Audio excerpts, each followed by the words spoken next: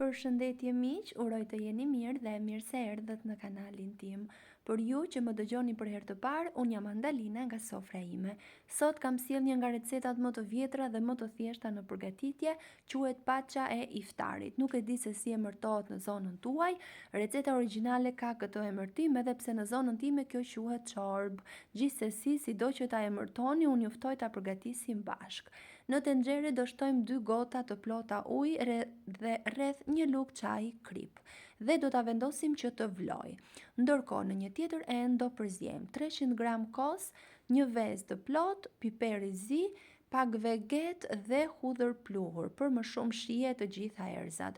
Një lugë gjelle miell dhe masën do ta përziejmë shumë mirë derisa të bëhet një formë një trajtshme. Dua t'ju kujtoj se nëse jeni ri në kanalin tim, ju ftoj të hidhni një sy recetave të mia dhe nëse ato ju pëlqejnë, mos harroni të bëni subscribe dhe të shtypni butonin e ziles. Pasi masën e kemi përzier, uji ka vluar dhe i bashkojmë të dyja dhe i përziejmë në zjarr të ngadalë derisa të trashet masa.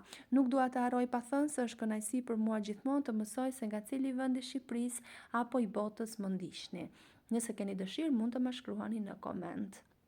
Në një tjetër tigan do tresim 3 lugë gjalp dhe 1 lugë çaji spec të kuq.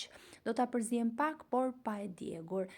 Supa është gati, e vendosim në pjatë, specin dhe gjalpin që skuqëm, që japi një shije fantastike dhe është gati. Ju duhet të siguroni pak bukë të thekur pranë vetes dhe nuk e keni iden se sa shijon kjo pjatë. Po ju si e quani në zonën tuaj, a e keni provuar apo jo? Pres komentet tuaja. Nëse ju pëlqeu kjo video, për të më mbështetur, mos harroni të bëni like ose të lini përshtypjen tuaj në koment.